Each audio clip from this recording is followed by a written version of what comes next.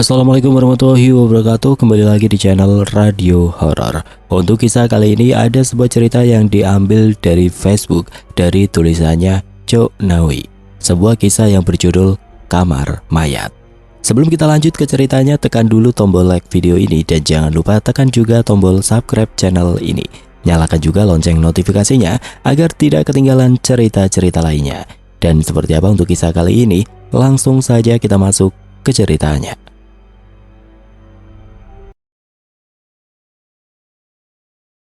Bermodalkan ijazah SMK jurusan perbankan dan keahlian menyetir, suka bantu bapak ngangkutin puing pakai mobil pick up, aku diajak buruan teman sedesa yang bekerja di kota.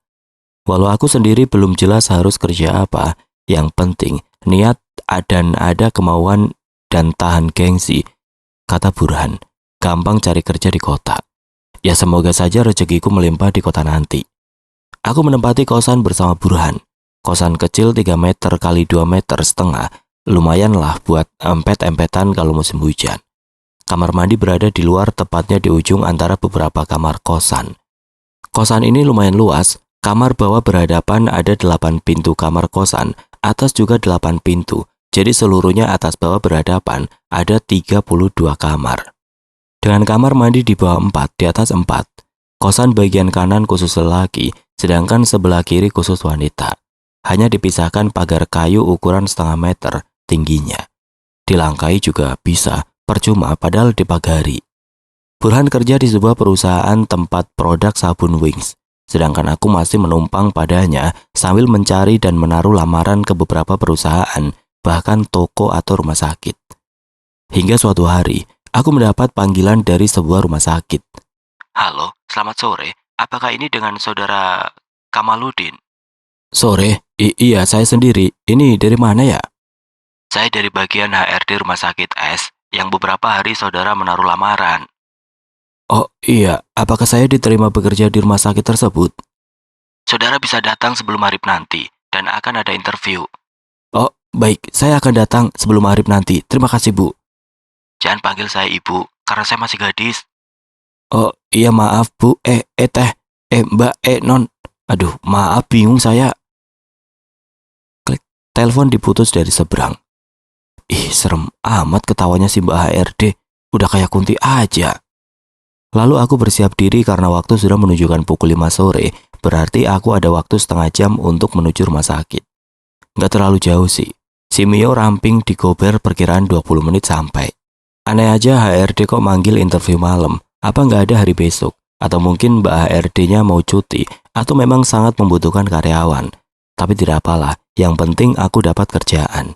Syukur-syukur enak jadi betah. Kalau nggak enak ya buat sementara menunggu yang lebih baik lagi. Daripada nganggur menumpang, nggak enak hati. Buruhan sudah baik selama ini. Sebelum maghrib, si Mio ramping sudah berada di parkiran rumah sakit S. Lalu aku menuju lobi dan bertanya pada salah seorang OB yang masih bekerja. Bakal jadi temen aku nih si OB. Sebab bagian apa lagi yang pantas untukku selain OB? Karena aku tidak punya keahlian bagian rumah sakit. Bisa sih membedah, bedah kodok, bedah ikan. Aku naik ke lantai 3 khusus bagian staf. Setelah bertanya lagi ruangan HRD, akhirnya aku menemukannya di sebelah tangga darurat. Ku ketuk pintu. Assalamualaikum, selamat malam. Tidak butuh waktu lama, dari dalam ada jawaban. Waalaikumsalam, masuk. Perlahan ku putar handle pintu. Ceklek. Tampak seorang lelaki sekitaran usia 40 tahun sedang membereskan meja kerjanya. Maaf Pak, apakah saya bisa bertemu dengan ibu bagian HRD? Lelaki itu tidak menjawab, malah menatapku dari atas sampai bawah dengan tatapan aneh. Diam sesaat. Kamu mencari siapa? Tadi saya ditelepon oleh ibu bagian HRD, katanya saya suruh datang sekarang untuk interview. Benar, itu telepon dari rumah sakit. Benar Pak, ini kan rumah sakit S. Dan saya juga hanya menaruh lamaran ke rumah sakit ini. Tidak ada rumah sakit lain lagi yang saya taruh lamarannya. Bisa Anda tunjukkan nomor telepon yang menghubungi Anda tadi? Silakan Pak. Lalu aku keluarkan ponselku dan menunjukkan nomor telepon yang tadi menelponku si Mbak HRD. Setelah dilihatnya dia hanya diam. Tiba-tiba ada yang mengetuk pintu. Masuk. Maaf Pak, laporan. Security bagian pintu utama tidak seorang pun masuk. Jajang cuti tahunan dan baru 2 hari cuti, sedangkan Pak Yosef tadi izin gak masuk katanya sedang demam. Jadi penjagaan pintu utama kosong. Apa tidak ada security pengganti dari bagian lainnya untuk malam ini? Sepertinya tidak ada, Pak, sebab sudah berada pada bagian dan posnya masing-masing. Ya sudah, kamu turun saja dulu, nanti saya carikan penjaga. Setelah orang itu pergi, Pak HRD menatapku. Kamu bersedia menjadi security? Saya, Pak? Saya tidak punya pengalaman. Saya melamar ke sini sebagai OB. Tidak penting pengalaman, asal kamu mau. Saya sebagai HRD yang meminta kamu. Jika kamu kerjanya bagus, akan saya tetapkan jadi security tetap dengan gaji UMR ditambah uang sip malam. Tapi jika kamu tidak bagus, hanya training beberapa hari saja. Baik, Pak, kalau begitu. Malam ini juga kamu mulai kerja. Ingat, ini sip malam dan ada uang sipnya. Malam ini tidak perlu pakai seragam. Pakai topi security ini saja dulu, agar tanda bukti kalau kamu security rumah sakit sini. Oke, saya harus pulang, dan kamu selamat bekerja. Semoga kamu betah. Siap, terima kasih, Pak. Akhirnya si Bapak HRD meninggalkan ruangannya, begitu pula denganku. Aku langsung masuk lift sedangkan dia masuk ke sebuah ruangan yang katanya akan menaruh berkas. Kutekan tombol angka 1, berarti lantai dasar, sedangkan huruf G berarti lantai parkir di bawahnya, lantai dasar. Sepi, ada rasa ngeri juga di dalam lift sendirian, apalagi di sebuah rumah sakit yang sudah pasti terkenal dengan hal-hal gaib atau di luar nalar. Membayangkan hal itu membuatku merinding. Tengkuk serasa dingin sekali, aku bergidik serasa ada yang mengawasi. Ini hanya perasaanku saja yang terlalu parno. Lalu aku tepis semua bayangan mantan, bayangan negatif. Begitu tombol merah di angka 2, lift berhenti, berarti di lantai 2, lantai khusus ruang inap. Pintu terbuka pelan, mataku menatap awas tidak lepas dari gerakan pintu lift yang terbuka pelan. Aku tersontak ketika pintu terbuka sempurna, berdiri di depan pintu lift sosok wanita, berdres panjang semata kaki, berambut panjang sepunggung yang berkibar tertiup angin. Kepala tertunduk jadi tidak nampak jelas wajahnya yang sebagian tertutup rambutnya. Wanita itu berdiri kaku di depan pintu, perlahan melangkah bagai tidak nampak lantai, tidak terdengar suara sendal atau sepatu. Rasa takut mulai menjalar, apakah aku harus keluar dari lift dan turun di lantai 2 ini? Bulu kuduk berdiri serentak bagaikan penghormatan kepada bendera sang saka merah putih. Tenggorokan mendadak kering, kaki gemetar. Melangkah semakin masuk ke dalam, ku geser tubuh ini agar dia bisa masuk. Terdengar nafasnya yang agak kasar seperti habis kerja bakti. Tidak berani aku menatapnya lagi. Kutundukkan kepala agar tidak bisa melihat jika ada sesuatu yang menyeramkan. Dari bawah diam-diam, kuperhatikan kakinya, apakah napak atau melayang. Kakinya tidak terlihat karena dressnya panjang menyentuh lantai. Wanita itu terus melangkah hingga berdiri di belakangku. Peluh berjatuhan dari pelipis, hawa dingin menjalar di seluruh sendi, padahal lift yang pengap harusnya menjadi hangat. Tidak berani menggerakkan badan, takut tiba-tiba dia menyerangku dari belakang. Dia mematung menahan nafas jadi menambah sesak. Perut tiba-tiba mules, biasa penyakit lama. Kalau ada ketegangan pasti perut akan mules. Dalam ketakutan dan ketegangan tiba-tiba terdengar suara aneh menggema karena ruangan lift yang tertutup rapat. Seperti suara sesuatu yang sobek. Apakah wanita itu berubah bentuk menjadi monster? Lalu tercium aroma yang sangat busuk, seperti bau bangkai yang menyengat hidungku, membuat mual, enek, mengobrak-ngabrik isi perutku. Kututup hidungku dengan tangan kanan. Pasti wanita itu sekarang sudah berubah menjadi makhluk menyeramkan berbadan hancur dan berbau bangkai. Terbayang yang tiba-tiba dia mencakiku dari belakang atau menggigit leherku bagai vampir, atau mungkin juga langsung memenggal kepalaku. Bergidik membayangkan itu semua. Tidak mau mati konyol hanya berdiri diam, perlahan aku gerakan leher ini untuk menoleh ke belakang dengan sisa tenaga dan keberanian. Wanita itu tengah menatapku dengan sorot membunuh, wajah pucat, bibir bergetar. Ketika aku menjerit, wanita itu pun sama berteriak melengking. Sepi, sama-sama diam saling pandang. Tangan masih menutup hidungku, tiba-tiba bibirnya bergerak kaku. Maaf mas, saya kentut. Aku menjatuhkan diri ke lantai lift saking tidak tahannya menahan kaki yang sudah lemas berdiri. Bersandar ke dinding lift masih menatap wanita itu. Maaf mas, saya ketakutan kalau saya tegang. Takut perut saya suka mules, terus keceplosan deh. Maaf ya bau, soalnya habis makan jengkol tadi. Pengen rasanya aku tonjokin dinding lip. Cantik-cantik kentutnya bikin mabuk 7 keliling. Ternyata kebiasaan dia sama denganku, mendadak mules jika keadaan tegang. Gak apa-apa mbak, lebih baik saya mabuk kentut mbak, daripada saya dipenggal makhluk menyeramkan. Perlahan aku bangun berpegang tembok lift dengan sedikit semboyongan. Si mbak dari mana dan mau kemana? Saya habis jenguk temen dan sekarang saya mau pulang. Si mas mau pulang juga? Enggak mbak, saya baru saja diterima jadi security di sini dan langsung mulai kerja sekarang juga. Wah bagus tuh mas, selamat bekerja ya, semoga betah. Akhirnya lift berhenti di lantai dasar. Aku dan wanita itu pun turun. Aku menuju pos security yang ada di depan dekat gerbang utama dan juga tidak jauh dari ruang IGD. Sedangkan wanita itu keluar gerbang dan pulang dengan ojol. Hari pertama kerja langsung shift malam. Sebetulnya aku ini seorang penakut number one. Waktu di desa aku sering dikerjain teman-temanku gegara aku yang penakut. Kalau sudah begitu, aku sering ngompol di celana. Semoga saja rumah sakit ini tidak angker. Masuk ke dalam pos penjagaan, melihat-lihat isinya, ada TV ukuran 14 in tergantung di tembok, dispenser beserta galonnya, ada juga tikar plus bantalnya. Wah, enak juga disiapin bantal. Setelah semuanya dilihat, aku teringat akan Burhan, sebab aku belum memberi kabar padanya kalau aku sudah bekerja. Takut dia mengkhawatirkan diriku. Akhirnya aku keluarkan ponsel dan memberitahunya kalau malam ini aku shift dan tidak pulang. Setidaknya dia tidak cemas dan menungguku. Bingung apa yang harus aku lakukan, akhirnya aku memilih berjalan mondar-mandir antara ruang IGD ke gerbang depan. Tengok-tengok menepis kejenuhan. Angin malam sudah terasa, kulirik jam di tangan sudah menunjukkan pukul 9 malam. Untung aku selalu memakai jaket, jadi walau mendadak kerja malam, sudah sedia jaket penghangat. Mas, tiba-tiba ada seorang lelaki berseragam ojol menepuk bahuku. Iya pak, ada yang bisa saya bantu? Dengan sopan aku sedikit membungkukkan badan. Si mas security di sini bukan? Iya pak, kebetulan baru malam ini saya bekerja. Oh baru ya? Aku hanya mengangguk. Tiba-tiba dari ruang IGD keluar 2 orang pegawai IGD mendorong brangkar yang berisikan pasien yang terbujur di atasnya. Salah satu pegawai memanggilku.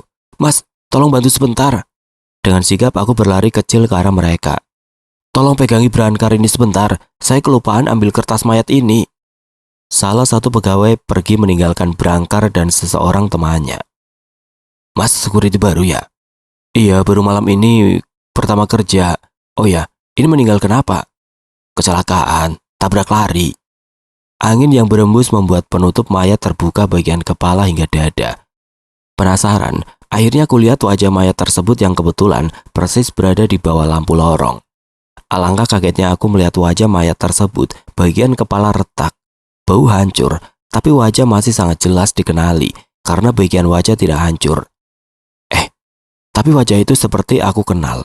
Berpikir sejenak, aku menjerit dan terlonjak ke belakang setelah mengingatnya siapa mayat itu. Mayat itu lelaki berseragam ojol yang baru saja ngobrol denganku. Kuputar pandangan mencari bapak tersebut. Tidak ada, menghilang. Kenapa mas? Pegawai IGD yang melihatku kaget, dia bertanya. Mayat ini barusan ngobrol dengan saya di situ, Pak. Waktu kamu panggil saya sedang bersamanya. Jangan heran, Mas. Sudah biasa. Nanti juga si Mas akan berkenalan lebih banyak. Tidak lama temannya sudah kembali dan mereka pergi menuju kamar mayat di ujung lorong ini. Berkenalan lebih banyak? Maksudnya apa, Mas? Apa berkenalan dengan hantu? Hari pertama sudah dapat 1. Gimana besok? Sanggup nggak ya? Telepon pos penjagaan berbunyi dengan cepat. Aku angkat. Aku pikir telepon dari kantor atau dari IGD atau dari ruangan yang membutuhkan jasa security. Begitu telepon sudah menempel di telingaku. Halo, apa yang bisa saya bantu? Halo. Sepi, hanya suara angin. Pagi menyapa. Setelah sholat subuh aku kembali ke pos bersiap untuk pulang, tinggal menunggu yang shift pagi datang. Tidak lama sebuah motor berhenti di depan pos. Lelaki berperawakan cukup kekar, berseragam security menekan klakson. Merasa terpanggil, aku menghampirinya. Bang Yosef kemana, Mas? Oh, dia nggak masuk, katanya demam. Saya yang gantiin. Oh, lo baru? Atau comotan dari bagian mana? Kayak baru lihat gua. Iya bang, saya baru semalam kerja. Lu semalam jaga sendirian? Iya bang. Widih, hebat. Udah kenalan sama yang di sini belum? Belum bang, saya kan kerja sendiri. Kemarin kenalan sama petugas IGD doang. Maksud gua kenalan sama... Ya udahlah, lo udah bisa pulang. Bentar lagi si Jupri datang. Oke bang, saya balik dulu ya. Ini mata udah sepet. Akhirnya aku pacu si Mio ramping. Mata sudah sepet, udah kebayang tidur di kasur yang lumayan daripada tiker yang di pos.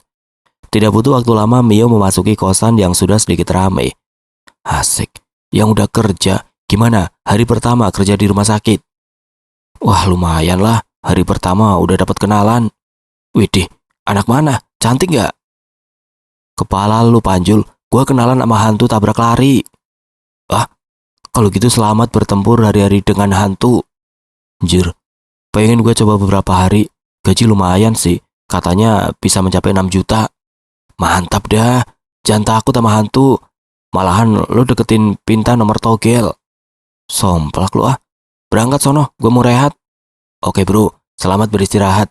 Oh ya, awas aja kalau lu bawa hantu kemari. Bodoh ah. Kapan-kapan gue bawa buat temen lu.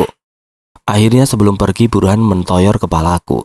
Walau PA begitu, dia temen yang paling care. Jam sudah menunjukkan pukul 5:30. Aku sudah siap untuk pergi ke rumah sakit. Si Mio ramping sudah kinclong cantik.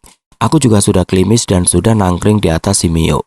Entah kenapa pandanganku tertuju ke kosan wanita bagian atas yang nomor 5. Posisi kamar itu gelap, tapi seakan ada seseorang memperhatikan aku dari dalam kamar itu. Ah, mungkin perasaanku saja yang kepedean. Angin sore ini berembus pelan.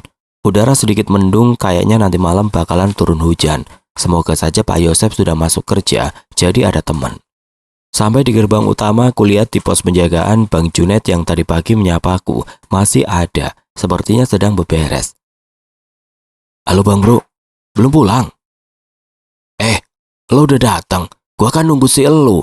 Si Jupri udah kabur dia, bininya mau beranak. Yaudah, aku mau parkir dulu bang. Begitu sampai di parkiran, aku hampir menabrak seorang lelaki tua sekitar 65-an. Dia berjalan terbungkuk-bungkuk. Maaf pak. Tidak menjawab, hanya menatap dengan sorot yang tajam. Ih, ngeri amat. Kenapa dia kok aneh banget? Apa jangan-jangan dia perkenalan keduaku? Bergidik ku tinggalkan parkiran menuju musola karena sudah adzan maghrib. Biarin aja lah, Bang Junet. Palingan dia udah pulang. Kan udah jamnya dia pulang. Setelah sholat aku bergegas ke pos utama. Buset, lu lama amat parkirin Mio. Udah kayak parkir truk gandeng. Lah, abang masih nungguin saya. Saya kira abang udah pulang, makanya saya langsung ke musola. Kagak lah, kan tadi gue bilang nungguin elu. Maaf bang, saya kira udah balik. Oh ya bang, saya mau tanya. Tanya apaan? Tadi saya hampir tabrakan dengan lelaki sedikit bungkuk. Wajahnya agak serem bertopi caping. Oh, dia Pak Jarwo, penunggu kamar mayat. Dia emang rada aneh, jarang ngomong. Malah semua orang nyangka dia itu bisu. Ih, muka serem jagain kamar mayat. Cocok dah. Hati-hati lu, jangan sembarangan ngomong. Ya udah aku balik. Kayaknya lo sendirian lagi jaga malam ini. Bye-bye ya. Selepas Isya, hujan rintik-rintik. Ditambah angin yang berhembus, menambah dingin cuaca. Aku dekap kedua tangan di dada. Sayangnya aku tidak suka merokok. Mungkin kalau suka cukup jadi penghangat dikala sepi seperti ini. Tiba-tiba telepon pos berbunyi. Segera aku angkat dan kudekatkan ke telinga. Halo, ada yang bisa saya bantu? Sepi, tidak ada jawaban. Beberapa detik aku biarkan saja. Brak! Tiba-tiba figura yang tergantung di tembok jatuh. Cukup membuatku melompat, saking kagetnya. Sialan lu ah, gue lagi tegang juga. Ini siapa lagi yang suka iseng nelpon? Ku ambil figura yang terjatuh, lalu ku taruh di atas meja. Tiba-tiba, kupandangi seseorang yang duduk di bangku depan pos. Dia lelaki berseragam security, lalu aku keluar dari dalam pos dan menghampirinya. Maaf pak, bapak security di sini. Sekilas aku melihat nama yang tertera di dada sebelah kirinya, Yosep. Oh, ini Pak Yosep teman satu sip denganku. Alhamdulillah, dia malam ini masuk walau terlambat. Tidak apalah, setidaknya aku ada teman. Dia tidak menjawab pertanyaanku. Mungkin dia pikir tidak perlu jawaban, dan dia menyodorkan satu saset kopi kepadaku. Lalu aku terima. Alhamdulillah, akhirnya Bapak bisa masuk nemenin jaga. Gimana Pak, sudah sehat? Tapi kayaknya Bapak masih pucat. Bapak tiduran aja di dalam, biar saya yang jaga standby di sini. Sini, saya buatkan kopi hangat. Bapak tiduran aja di dalam, anginnya nggak bagus buat Bapak yang baru sehat. Tidak menjawab, tapi dia bangun dan menuju ke dalam pos. Aku ikuti dari belakang, lalu setelah di dalam dia duduk di kursi dan aku membuatkan kopi untuknya. Dalam hati aku ngedumil. Bawa kopi kok cuma satu. Cuma buat dirinya sendiri, dasar tidak berperi kemanusiaan. Lalu kusodorkan gelas berisi kopi ke depannya. Telepon berbunyi lagi, lalu kuangkat.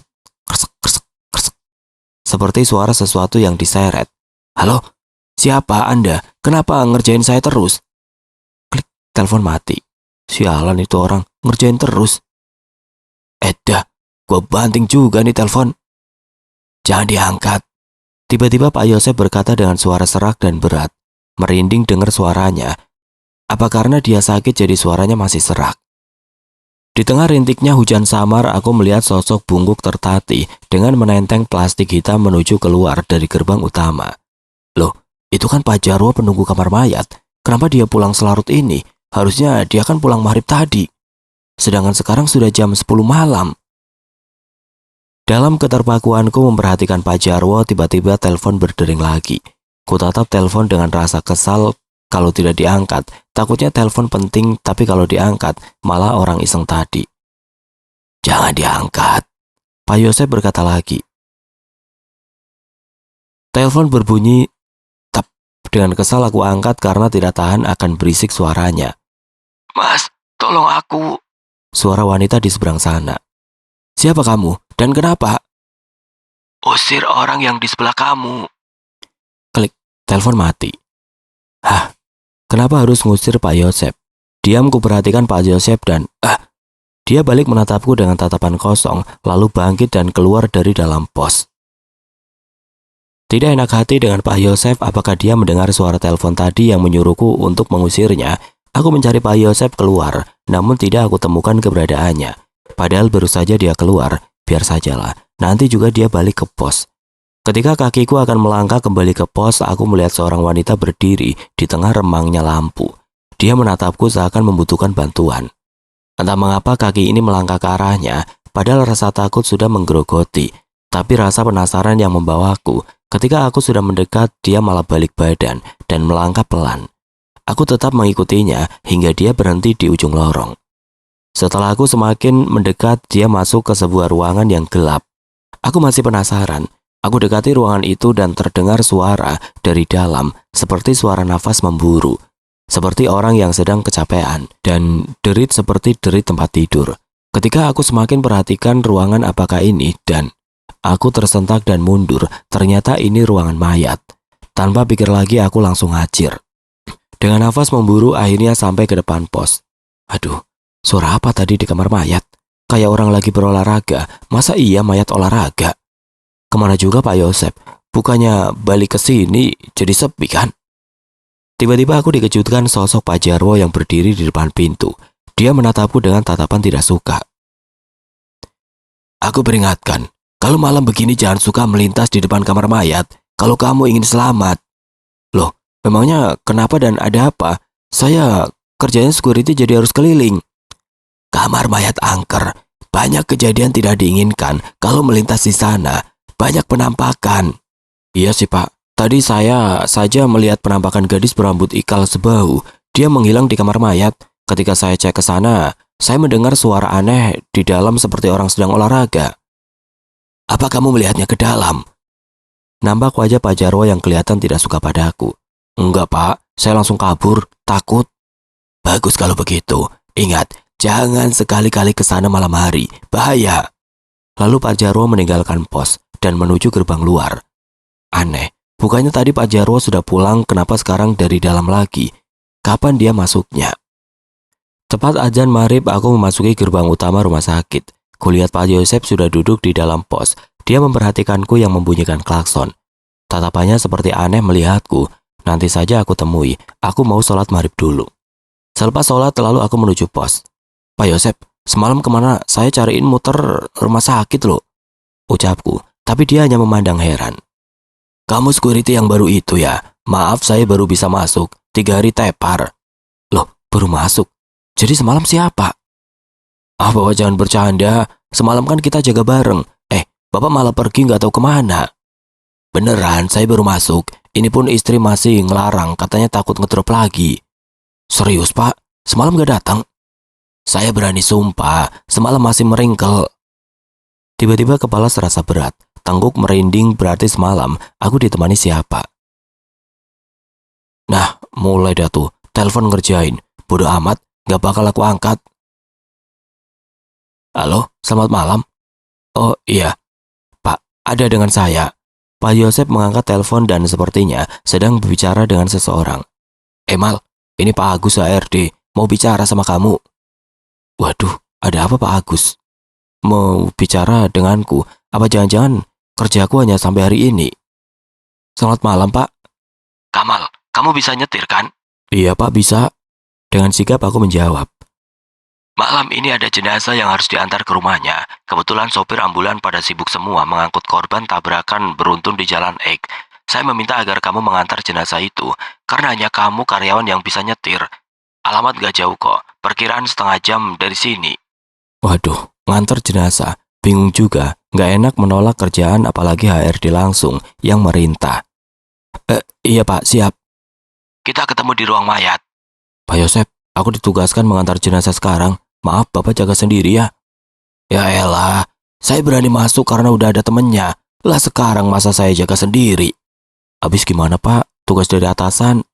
Ya dah, semoga saja malam ini nggak ada apa-apa. Akhirnya aku menemui Pak Agus di ruangan mayat. Dan di sana juga ada Pak Jarwo. Mobil ambulan sudah siap yang memang terparkir di dekat kamar mayat. Tolong kamu antar jenazah ini ke alamatnya. Apa tidak ada keluarganya, Pak, yang duduk menemani jenazah di dalam ambulan? Ada anaknya, tapi dia membawa motor. Nanti kamu mengikutinya. Oh, baiklah. Tenang saja. Kamu akan dapat uang tip dari antar jenazah. Besok temui saya. Pak Agus akhirnya menjanjikan uang tip. Lumayanlah buat beli paketan. Pak Jarwo menyiapkan jenazah yang akan dibawa, mengeluarkannya dari lemari pendingin, lalu memasangkan kain penutup. Tiba-tiba mataku tertuju pada lemari pendingin paling pojok.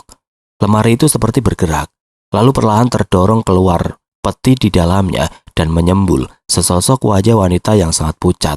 Mata melotot ke arahku, refleks aku berteriak. Pak Jarwo dan Pak Agus menatapku. Pak, laci pojok keluar petinya. Laci yang mana? Tidak ada yang keluar. Setelah aku perhatikan dengan jelas, laci itu tetap ada pada tempatnya. Tidak sadar aku perlahan mendekatinya dan mencoba menariknya, tapi tanganku dicekal Pak Jarwo. Cepat kamu antar jenazah itu sebelum terlalu malam. Iya baik Pak. Akhirnya aku membalikan badan menjauh dari lemari laci penyimpanan mayat. Ketika aku sudah di luar ruangan, kubalikan lagi menatap ke dalam. Astagfirullah. Di atas berangkar kosong duduk seorang wanita menundukkan kepala, berambut sebahu. Kutatap Pak Jarwo bergantian ke arah si wanita itu. Pak Jarwo balas menatapku dengan tatapan misterius. Mobil ambulan yang kukendarai sudah keluar dari gerbang utama. Pas di depan pos, aku klakson Pak Yosef yang sedang duduk di dalam. Kebetulan malam ini hujan rintik-rintik, cuaca juga agak dingin. Mataku selalu awas mengawasi anak dari si jenazah yang mengendarai motor di depanku. Jangan sampai kehilangan jejak. Bahaya, nanti mau diantar kemana ini jenazah. Di persimpangan 3 motor memasuki daerah sepi dan gelap. Aku terus mengikutinya. Pencahayaan hanya dari lampu motor dan mobil yang aku kendarai. Hawa dingin sudah terasa menembus pori-pori. Padahal aku memakai jaket, rasa takut sudah menjalar. Namun demi uang tip, kubuang segala rasa yang ada, termasuk rasa pada mantan yang sudah lama kutepis jauh. Tiba-tiba dari belakang terdengar suara berderit. Kulirik kaca spion, keranda bergerak. Aneh, padahal jalanan bagus tidak berbatu. Gebrak, krek, dek. Numpang-numpang, anak bagong numpang lewat. Akhirnya aku membaca mantra anak desa yang sering kami baca di kala melewati jalanan sepi atau gelap. Numpang-numpang, anak bagong numpang lewat. Tiba-tiba seekor kucing berlari melintas di depan ambulan yang sedang aku kendarai. Otomatis aku ngerem mendadak dan jeduk. Aduh, kalau nyetir pelan-pelan, udah tahu kepala gue sakit, tambah lu jedotin lagi. Suara siapa di belakang? Apa ada yang numpang ambulan? Apa jenazah yang ngomong? Ah, masa iya orang sudah mati bisa ngomong? Perlahan dengan rasa takut kutolehkan kepala ke belakang. Dan, wah, duduk di atas keranda lelaki dengan wajah hancur, mata keluar, lidah menjulur, berlumuran darah, bau busuk menyengat. Panik, gemetar takut, keringat dingin bercucuran, ku coba untuk berinteraksi berdamai. Gak usah nakutin saya, Pak. Kalau Bapak masih nakutin saya, tak turunin di sini, biar pulang ke rumahmu sendiri, jalan kaki. Saya mau balik ke rumah sakit. Dalam keadaan panik, wajah ngomong hantu jenazah. Semoga saja dia ngertiin aku. Kamu tahu nggak, Pak? Saya ini tugasnya jaga keamanan alias security atau satpam. Tapi demi kamu, saya rela jadi pengantar jenazah atau sopir ambulan. Kalau kamu masih nongol dan nakutin, beneran saya buang kamu di sini. Dasar setan gak ada terima kasih, gak berperi kemanusiaan. Mana hujan, jalanan becek, juga dingin. Kamu malah nakutin. Bukannya berterima kasih, sampai rumahmu kasih kopi atau kasih makan gitu. Ini malah bikin saya gemeteran ketakutan, jadi nambah lapar. Capek ngedumel sendiri, sepi, yang di belakang sudah tidak kedengaran suaranya. Kulirik dari kaca spion, sudah gak ada. Alhamdulillah, akhirnya dia ngertiin. Tapi tiba-tiba aku merasa kehilangan jejak pengendara motor petunjuk jalan. Aku celingukan mencari, tapi jalanan yang aku lalui hanya ada ambulan yang aku kendarai dengan suaranya yang nyaring di tengah malam sepi. Mana aku nggak tahu alamatnya. Tadi kenapa nggak meminta alamat? Jadi kalau kesasar begini nggak bingung. Kesal aku gebrak setir. Brak, kupandangi sekitar. Astaga, aku berada di tengah pemakaman dengan jalan sempit. Tolong, aduh, aku harus kemana? Ini gegara jenazah sialan yang nggak berterima kasih. Udah aku antar dan malah ngajak nyasar. Tiba-tiba berdiri di hadapan mobil 3 bocah botak dengan mata hampir keluar, perut buncit, air liurnya menetes, sangat menjijikan. Om nyasar ya? Om, bagi duit. Bocah-bocah jelek, udah tahu aku kesasar malah dipalak. Pergi sana, pergi. Aku pencet-pencet klakson dengan kesal menimbulkan suara berisik, kepanikan semakin menjadi. Berisik amat sih. Tadi katanya suruh diam, sekarang sendirinya yang berisik. Makanya, jangan ngoceh melulu, jadi ketinggalan anak gue kan. Jalan aja lurus ke depan. Siapa lagi yang ngomong? Aku tengok ke belakang, tidak ada siapapun. Keranda juga dalam keadaan utuh. Siapa weh? Katanya tadi jangan nakutin, makanya gue gak keluar dari keranda. Oh, kamu bawa jenazah? Jangan ngoceh mulu, jalan lurus aja. Di depan pemakaman, Pak. Apa perlu? Mobilnya gue terbangin. Boleh, Pak jenazah, daripada bingung jalanan sempit. Kalau harus muter balik saya udah capek. Tiba-tiba mobil ambulan mulai terangkat sedikit demi sedikit, hingga akhirnya berada perkiraan 3 meter ke atas dan mulai melayang lurus. Seakan mimpi tidak percaya, aku berpegangan kencang pada setir takut-takut, tiba-tiba dijungkir balikan. Setan kan ucapannya gak bisa dipegang. Pemakaman yang cukup luas dilewati ambulan. Mungkin jika ada yang melihat pastinya akan langsung lari ketakutan melihat mobil ambulan terbang di pemakaman. Tatapanku hanya lurus ke depan. Tidak berani menoleh kiri kanan, takut melihat penampakan kun-kun atau poci. Hingga akhirnya, ambulan mendarat dengan selamat di tengah jalan yang cukup lega. Akhirnya setan menepati ucapannya. Baru kali ini ada setan baik. Apa karena dia nggak mau aku buang di sini kali ya? Bodoh amat lah, yang penting aku bisa keluar dari pemakaman. Tidak berselang lama, ambulan memasuki perkampungan agak padat. Tiba-tiba, datang motor anak dari jenazah. Mas, nyasar kemana ambulan? Saya nyariin muter-muter. Lah, ada juga si abang yang ngajak saya jalan ke pemakaman. Udah tahu jalanan sempit gak bisa buat mobil. Untung saja ambulan bisa terbang, jadi bisa melewati pemakaman. Kalau aja gak terbang, saya habis dikeroyok penghuni pemakaman. Ambulan terbang? Iya, bapakmu tuh yang nerbangin, karena saya ancam suruh jalan kaki sendiri ke rumah. Buset.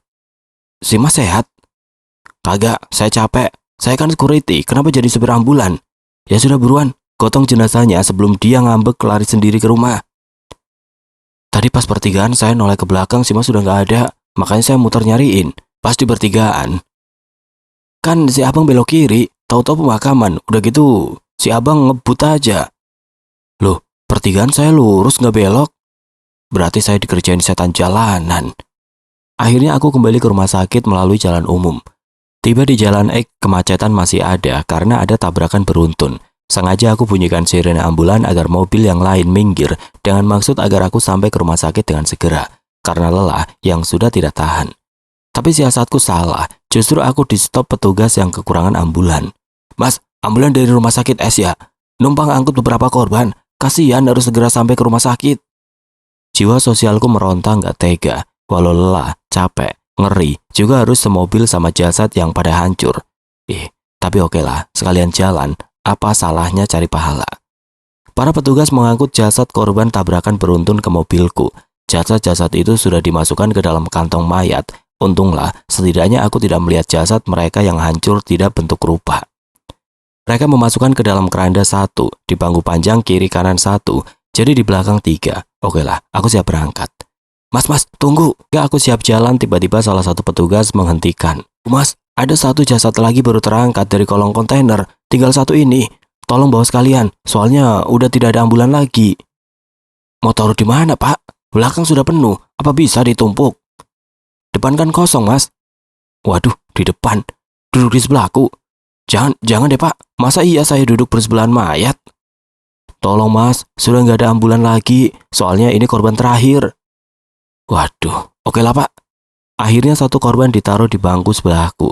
Korban yang berbadan hancur separuh, kepala masih utuh, mata mendelik keluar, badan bagian kanan serta kaki hancur. Sedangkan sebelah kiri masih utuh, ditumpukan dengan kepala bersandar ke pintu. Loh, Pak, kenapa nggak dimasukin kantong mayat? Itu dia, Mas, sudah kehabisan juga. Ya Allah, mimpi apa semalam harus bersanding duduk bersebelahan sama mayat? Mana mata mayat mendelik melotot liatin gua. Bu Pak tolongin anakmu yang sedang diberi ujian ini. Bismillahirrahmanirrahim. Sepanjang jalan tidak henti aku membaca doa yang aku bisa, memasuki jalanan yang sedikit rusak akibat terkikis banjir yang menyebabkan aspal berlubang. Laju ambulan mulai bergoyang. Sesekali kulirik sebelahku, takut kalau dia menyerangku. Aduh, kakiku kejepit. Brak. Siapa yang merintih kesakitan? Aku mulai mempertajam pendengaran. Pelan-pelan dong, kepalaku pusing. Suara wanita sedikit parau. Setelah menyadari dari mana asal suara, perlahan kutolehkan kepala ke belakang dan melihat dari balik kaca. Alangkah kagetnya di belakang terlihat sosok mayat yang di kursi sebelah kiri dengan kepala hampir jatuh, badan membungkuk. Dia sedang duduk dengan kedua tangan berusaha membetulkan kepalanya. Sedangkan yang sebelah kanan dia sedang mengacung-acungkan sebelah kakinya. Karena panik dan kaget membuat ambulan oleng. Awas woi, nabrak lagi dah. Mendengar ada seseorang yang berteriak, aku cepat memalingkan kepala ke arah depan dan mencari arah suara, dan mayat di sebelahku tengah fokus menatap ke depan dengan ekspresi tegangnya. Gua udah hancur gara ditabrak, masa iya lu mau ngajakin gua tabrakan lagi? Kenapa sih lu? Para setan selalu bikin gua copot jantung. Kalau kalian mau pada bertingkah bikin gua takut dan jantungan, mending gua buang-buangin kalian di sungai, biar dimakan buaya kelaparan. Dengan lantang aku berteriak saking kesalnya ditambah capek. Tiba-tiba semuanya sepi, diam, termasuk yang di sebelahku. Merasa jengah melihat mayat di sebelah yang hancur separuh, darah menetes dari bagian-bagian yang hancur, daging pada merotol bergelantungan. Dengan terpaksa ku copot jaketku, lalu aku tutupkan pada jasad itu, terutama bagian kepala. Sorry ya, tak tutup kepalamu. Habisnya kamu melototin aku terus. Aku nih niat baik ngantar kalian ke rumah sakit, biar kalian ditangani cepat. Kalian kok malah bikin ulah. Mau buat aku ikut mati juga ya?